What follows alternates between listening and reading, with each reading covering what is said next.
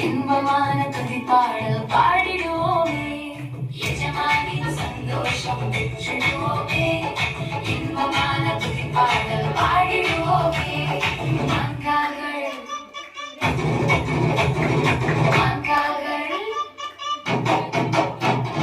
மாங்கால்கள் தந்தாரு துதிப்பாட வைத்தாரு உண்மையான ராஜாவா என்னை தேவன் கண்டாரு மாங்கால்கள் தந்தாரு துதிப்பாட வைத்தாரு உண்மையான ராஜாவா என்னை தேவன் கண்டாரு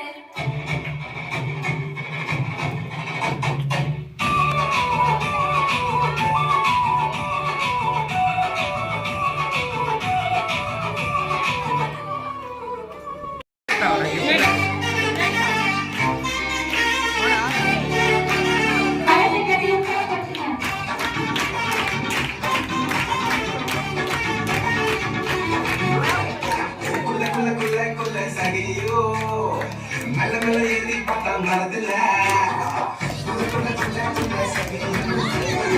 நல்ல மேல ஏறி பார்த்தா மறதில்ல சீக்கிரம் இறங்கி வாங்க அவன் பார்த்தாரே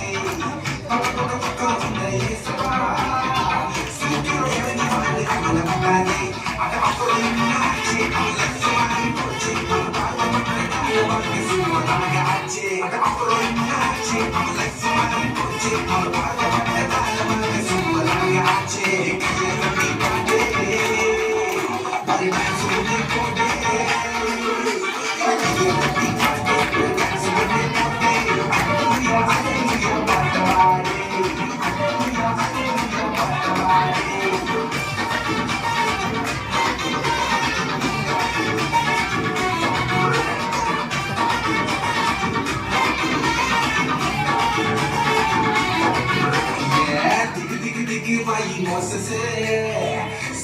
சாக்கு சொல்லி நழுவுனா திக்கு வாங்கி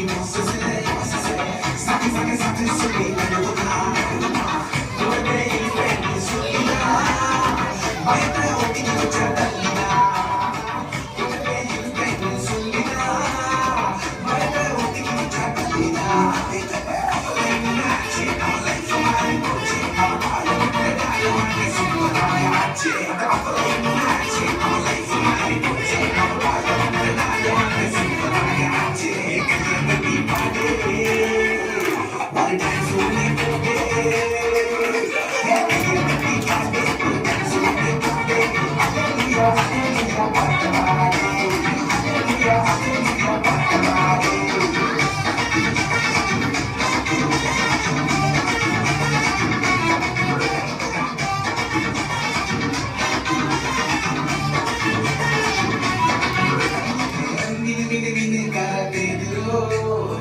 அலை கடலின் நடுவிலே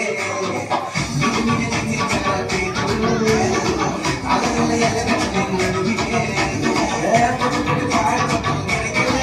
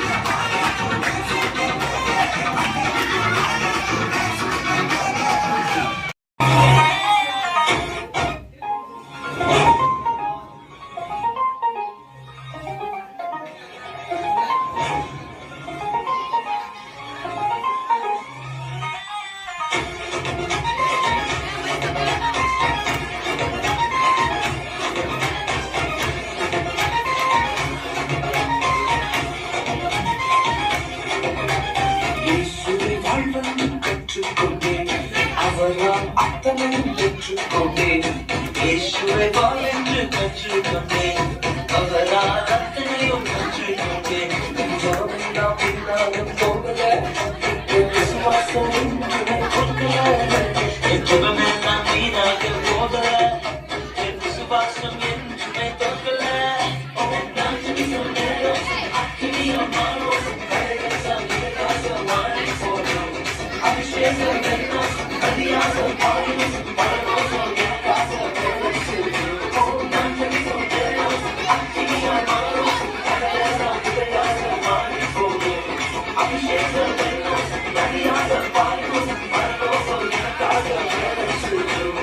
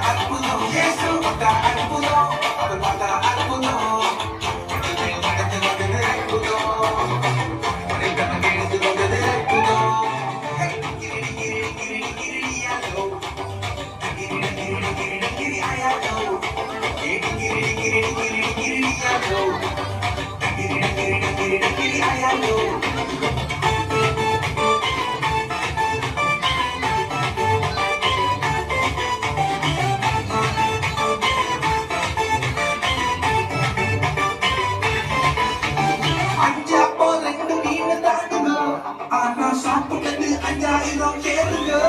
வெறும் அஞ்சப்போ ரெண்டு மீன் தாங்குங்க, ஆனா சாப்பிட்டது 5000 பேருங்க. இதோ எடுத்தாங்க, பழகுதி கொடுத்தாங்க, இயேசுவின் அற்புதத்தை உரைப்பாங்க. இதோ எடுத்தாங்க, பழகுதி கொடுத்தாங்க, இயேசுவின் அற்புதத்தை உரைப்பாங்க. Everybody let's go.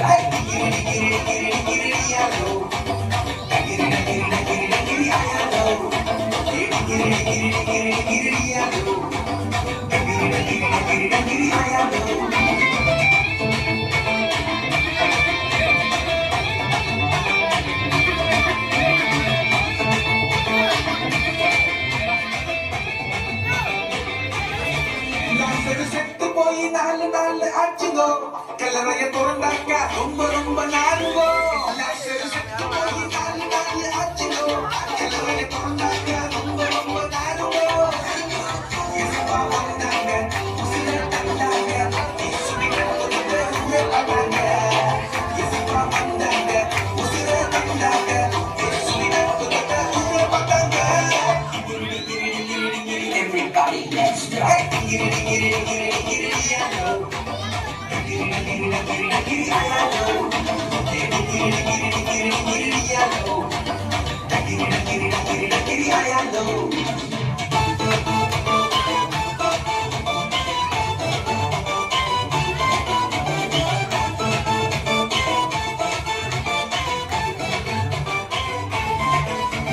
குஷ்டரோகி 10 பேர் பாருங்க, நம்ம இயேசுவிடம் கண்ணீரோடு வந்தாங்க. அந்த குஷ்டரோகி 10 பேர் பாருங்க, நம்ம இயேசுவிடம் கண்ணீரோடு வந்தாங்க. இயேசு தொட்டாரு, சுகத்தை கொடுத்தாரு, லைஃபை சந்தோஷமா மாறி போச்சுங்கோ. இயேசு தொட்டாரு, சுகத்தை கொடுத்தாரு, லைஃபை சந்தோஷமா மாறி போச்சுங்கோ. Everybody let's go. Yes,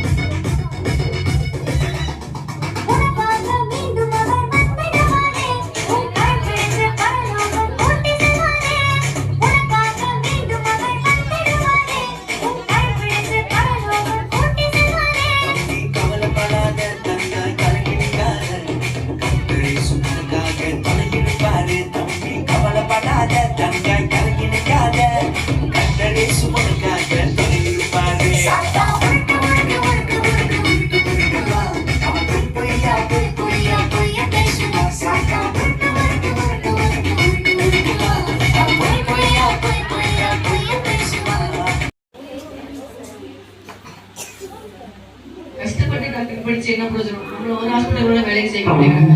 என்ன பண்ணலாம்? ஒரு ஐடியா, பேசாம நம்மளே ஒரு கிளினிக் ஆரம்பிச்சிட்டாங்க. சூப்பர். படிச்சு முடிச்சுட்டாலே இப்ப பாரு வேலைக்கு போற வேலைக்கு போற வீட்டுல ஒரே டார்ச்சர். படிச்சு வேலைக்கு போறதுலாம் அந்த காலம். இப்பெல்லாம் யாரும் ஏமாத்தி போறதுதான் இந்த காலம். சரி போவோம். நர்ஸ், சொல்லுங்க டாக்டர். வெளியே ஒரு போர்டு எழுதி போடணுமா? என்ன டாக்டர்? உங்கள் நோய் குணமானால் மட்டும் 500 ரூபாய் தந்தால் போதும். ஆனால் அது குணமாகாவிட்டால் 2000 ரூபாய் அது திருப்பி தரப்படும். அப்படி ஒரு போர்டு எழுதி போடுவேன். சரி டாக்டர். காலையில இருந்து ஒரு பேர் சிக்க மாட்டேங்காங்க. தொழில் ரொம்ப மோசமான போயிட்டு இருக்கு. என்ன பண்ணலாம்? சரி, உங்கள் நோய் குணமானால் 500 ரூபாய் ஃபீஸ் தர வேண்டும். அது உங்கள் நோய் குணமாகாவிட்டால் அது 2000 ரூபாய் திருப்பி தரப்படும். நல்ல விஷயம் காட்ட மாட்டேங்கான். வாங்க போலாம். Doctor doctor. அப்பா இப்பதான் ஒரு பேசிட்டு இருக்கா. என்னப்பா யாரு? நான் தான் டாக்டர். உட்காருப்பா உட்காரு. டாக்டர் நாக்குல எனக்கு சுவையே தெரிய மாட்டேங்குது டாக்டர். நாக்குல சுவை இல்லையா? இதுக்கு அந்த மாதிரி தான் லைக். நர்ஸ். சொல்லுங்க டாக்டர். இந்த 10ஆம் நம்பர் பாட்டில் இருக்கிற மருந்து எடுத்து தம்பிக்கு நாக்குல 2 சொட்டு ஊத்துமா? சரி டாக்டர். 10ஆம் நம்பர் மருந்து இதுதானே? கொஞ்சம் உங்க நாக்க நீட்டுங்க. அதனால பதறாமே தெரியுது. டாக்டர் இது மருந்து இல்ல, இது பெட்ரோல். அப்பா நாக்குல சும்மா வந்து பாத்தீங்களா? எடுங்க 500 ரூபாய். ஐயோ இந்த சடைய மொத்தமே. இந்தாங்க டாக்டர் 500 ரூபாய். சார் நம்ம அவனை ஏமாத்த நினைச்சு அவன் நம்மளை ஏமாத்துறாங்க. விடக்கூடாது. இப்போ உடனே போனா நம்மளை கண்டுபிடிச்சிருவான். இன்னும் ஒரு 2 நாள் கழிச்சு போறோம். Doctor doctor. யாருப்பா? தம்பி உட்காருப்பா.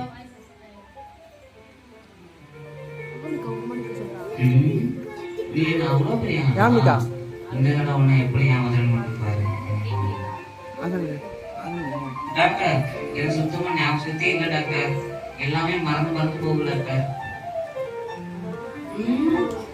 நர்ஸ், அந்த 10ஆம் நம்பர் மருந்து எடுத்து தம்பிக்கு நாக்குல 2 சொட்டு ஊத்துங்க. சரி டாக்டர். டாக்டர் அன்னைக்கு நாக்குல சோழன் அந்த மருந்து தான் டாக்டர் ஊத்துறீங்க. மறுபடியும் அந்த மருந்தை ஊத்துறீங்க. Very good. உங்களுக்கு ஞாபகம் சக்தி வந்துச்சு பாத்தீங்களா? எடுங்க 500 ரூபாய். ஐயோ 500 ரூபாய் போச்சு. 500 ரூபாய். விட மாட்டேன். இந்த டாக்டர் நான் விடவே மாட்டேன். மறுபடியும் வருவேன். Doctor doctor. எங்கேயோ கேட்ட குரல். தம்பி வாப்பா, வந்து உட்காருப்பா. பாப்பா என்ன பிரச்சனைப்பா? டாக்டர் கண்டு தெரியாம போயிடுச்சு டாக்டர். எதையுமே பார்க்க முடியல டாக்டர். என்னது கண் போன தெரியல? சாரிப்பா, எனக்கு மருந்தே இல்லப்பா. இந்தாப்பா 2000 ரூபாய். டாக்டர் 2000 நோட்டு சொல்லிட்டு 500 நோட்டு தரீங்க. கரெக்ட். உங்களுக்கு கண் போன சரியாயிருச்சு. எடுங்க 500 ஐயோ போச்சு. இந்தாங்க டாக்டர் 500 ரூபாய்ப்பா. எடுங்க ஃபீஸ் 500 ரூபாய். ஐயோ டாக்டர் உங்களுடைய வசமா மாட்டிக்கிட்டேனே. இந்தாங்க டாக்டர் 500 ரூபாய். இருந்தா அவ்வளவு ரூபாவும் போச்சு. இனிமேல் யாரையும் ஏமாத்த கூடாது. ஒழுங்கா உழைச்சு சம்பாதிக்கணும். அவங்கள கடலை கட்டி வர இருக்கோமா?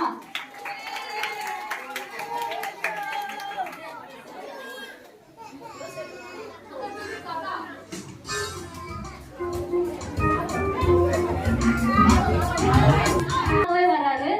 அவங்க கடலை கட்டி வர வைக்கணும்.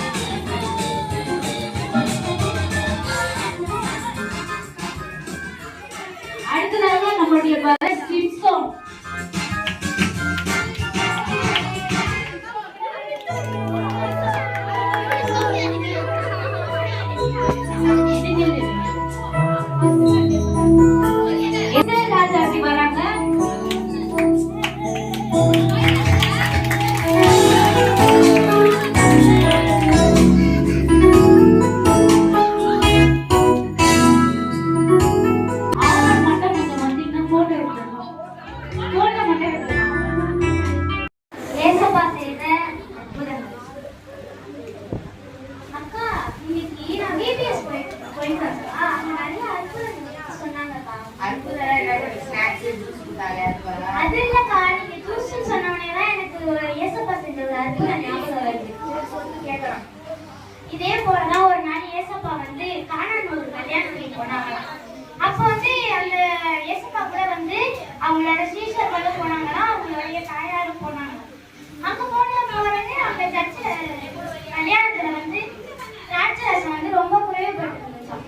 அப்போ வந்து ஏசப்பாவோட அம்மா சொன்னாங்களாம், இயேசுவே கல்யாணத்துல திராட்சரசம் வந்து குறைவுபட்டிருக்கு அப்படின்னு சொன்னோடனே ஏசப்பா சொன்னாங்களாம், எனக்கான வேலை இன்னும் வரல அப்படின்னு சொன்னோடனே ஏசப்பாவோட அம்மா வந்துச்சு.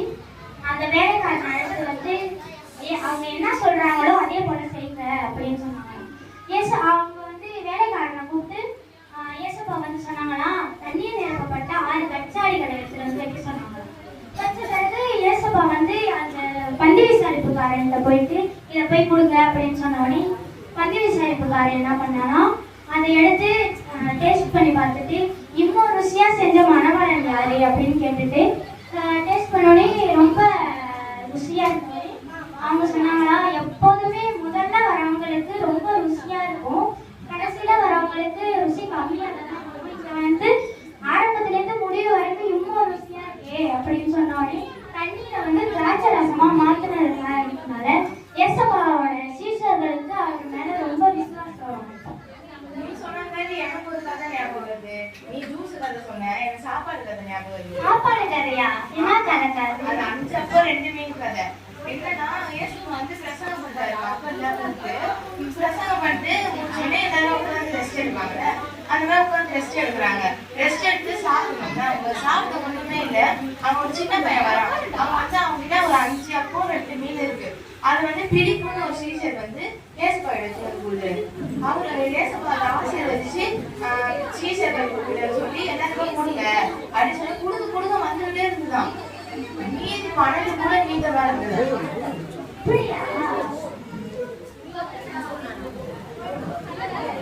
என்ன நீங்க ஜூஸ் சாப்பாடு நான் சொல்ற கதையை கேட்டீங்கன்னா உங்களுக்கு உயிரே வரும். உயிரே வருமா? அப்படி என்ன கதைக்கா? ஏசப்பாவோட ரொம்ப பிரியமான சிநேகிதர் தான் லாசரு. அவனுக்கு 2 சகோதரிகள். ஒரு நாள் ஏசப்பா வந்து வேற ஊருக்கு பிரசங்கம் பண்றதுக்காக போறாரு. அப்போ வந்து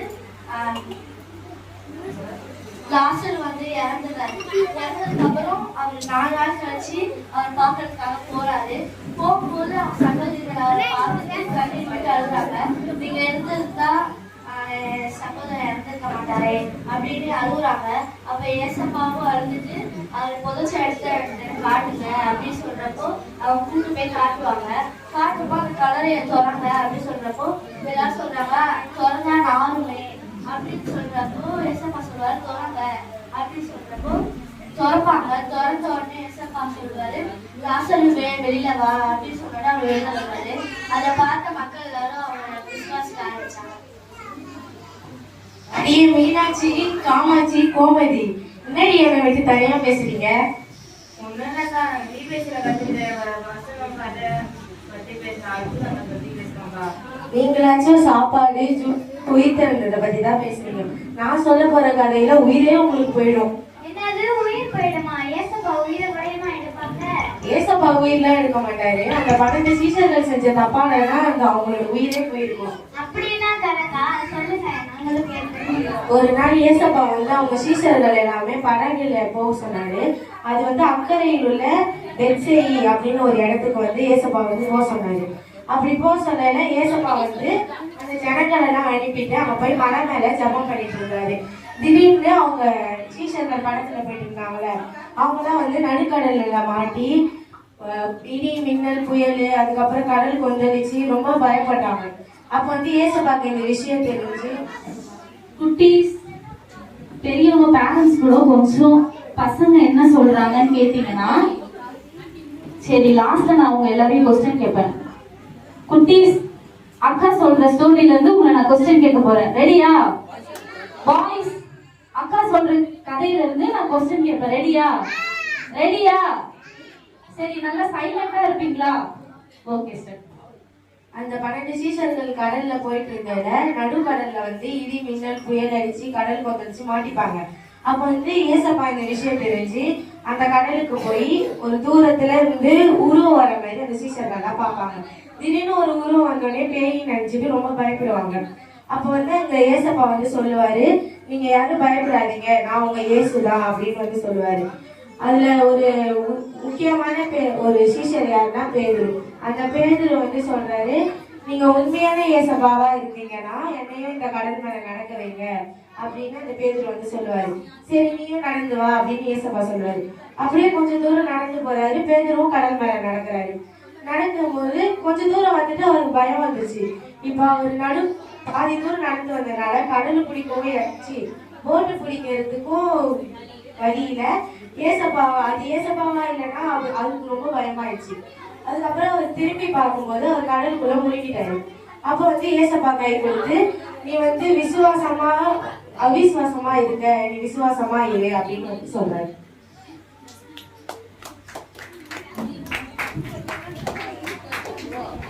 என்னடி பேசிக்கிறீங்க? பாடிய முடியுமா? சொல்லு காமாட்சியக்கா. என்ன பேசுனீங்க? நாங்க அற்புதத்தை ஏசப்பா செஞ்ச அற்புதத்தை பத்தி பேசியிருக்கோம். எனக்கும் தான் அற்புதம் தெரியும். என்னக்கா ஏசப்பாவுக்கு ஏசப்பா 4 அற்புதத்தை செஞ்சாங்கன்னு பார்த்தா 40க்கு மேல செஞ்சிருப்பாங்க போலயே. சரி சொல்றேன் கேளு. 18 வருஷமா ஒரு அக்கா வந்து உடம்பு சரியாம இருக்காங்க. அவங்களுக்கு எந்த இதுவும் இல்லாம உடம்பு சரியாம இருக்காங்க. குணமாக்கவே முடியாதுன்றாங்க. ஆனா ஏசப்பா மேல ரொம்ப பிரியமா இருந்தாங்கனால அவங்க ட்ரெஸ் முனையாச்சும் தோணுன்னு அந்த கூட்டத்துல கூட ட்ரெஸ் முனைய தொட்டாங்க. அது பிரகாசம் வந்தோன்னா அவங்களுக்கு வந்து உடம்பு சரியாயிடுச்சு. அக்கா நீங்க சொல்ற கதையில 12 வருஷம் தான். நான் சொல்ல போற கதையில 35 வருஷம் எக்ஸலன் ஒரு ஊர்ல கதஸ்தான் குளம் இருக்கு. அந்த குளத்துக்கிட்ட தேவத்துக்கு வந்து அந்த குளத்தை கலக்கும்போது யார் முதல்ல குடிக்கிறாங்களோ அவங்களுக்கு எந்த நோயா இருந்தாலும் உடனே குணமாயிடும். அதுக்கு வந்து 38 வருஷமா அந்த குளத்துக்கிட்டே உட்காந்துட்டு எந்த முயற்சி செய்யணும். அந்த வழியா ஏசப்பா வந்து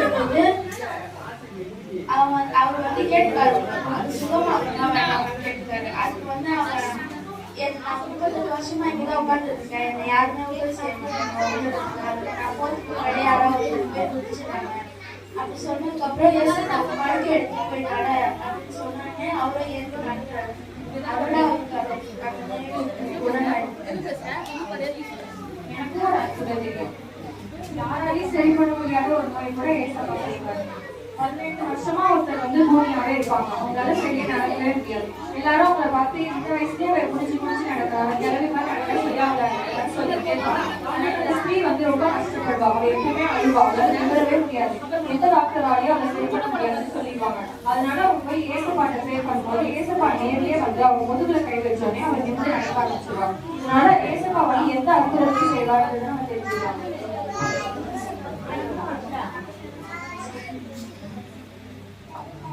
எனக்கும் ஒரு அற்புதம் தெரியும். பரிதிமேயு கர்த்தர் வந்து கண் பார்வையே கொடுத்திருக்காரு. பரிதிமேயுன்ற ஒரு குருடன், அவனுக்கு வந்து பிறந்ததுல இருந்தே அவனுக்கு கண் இல்லை. அவங்க வந்து ஏசப்பா வராங்க அப்படின்னு சொல்லி எல்லாரும் சந்தோஷமா இருக்கும்போது அவன் என்ன ஆச்சு அப்படின்னு கேட்குவான். அவன் கேட்கும்போது இந்த மாதிரி ஏசப்பா வராங்க அப்படின்னு சொல்றாங்கல்ல, அவன் வந்து எல்லாரும் வந்து தாவீதின் குமாரனே அப்படின்னு சொல்றாங்க. அவனும் வந்து தாவீதின் குமாரனே எனக்கு இறங்குங்க அப்படின்னு சொல்றான். அதுக்கு அவங்க இருந்தவங்கலாம் வந்து சொல்லாத அப்படின்னு சொல்லி சொல்றாங்க. அதுக்கு அவன் ஒன்றும் சொல்லா தாவீதின் குமாரனே எனக்கு இறங்குங்க அப்படின்னு சொல்றான். அதை கேட்டு ஏசப்பா வந்து அதை கேட்டு அவனை கூப்பிடுறாங்க. என்னடா அவனுக்கு என்ன வேணும் அப்படின்னு சொல்லி கேட்கறாங்க. அதுக்கு அவன் எனக்கு பிறப்புல இருந்தே வந்து கண் தெரியாது, கண் பார்வை இல்லை, எனக்கு கண் பார்வை கொடுப்பா அப்படின்னு கேட்கறாங்க. அதுக்கு ஏசப்பா சொல்றாங்க, விசுவாசம் ஒண்ணு வச்சுக்கிறது அப்படின்னு சொல்றாங்க. நீ போ, உன் விசுவாசம் ஒண்ணு வச்சுக்கிறது அப்படின்னு சொல்றாங்க. அவனும் போனான். அதனால அவன் கண் பார்வை கிடைச்சிருச்சு.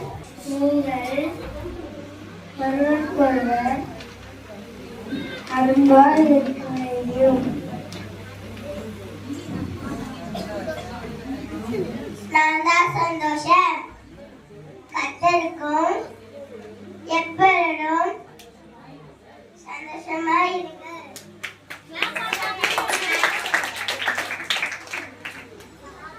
நானா சமாதானம் சமாதானம் பண்ணிக்கொள்கள் செய்கள்கள் வாழ்க்கையார்கள்.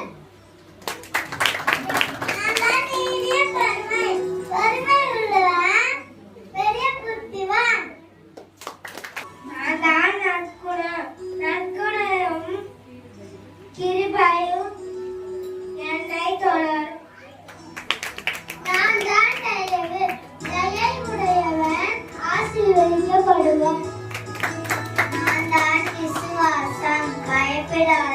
விசுவாசமா இரு.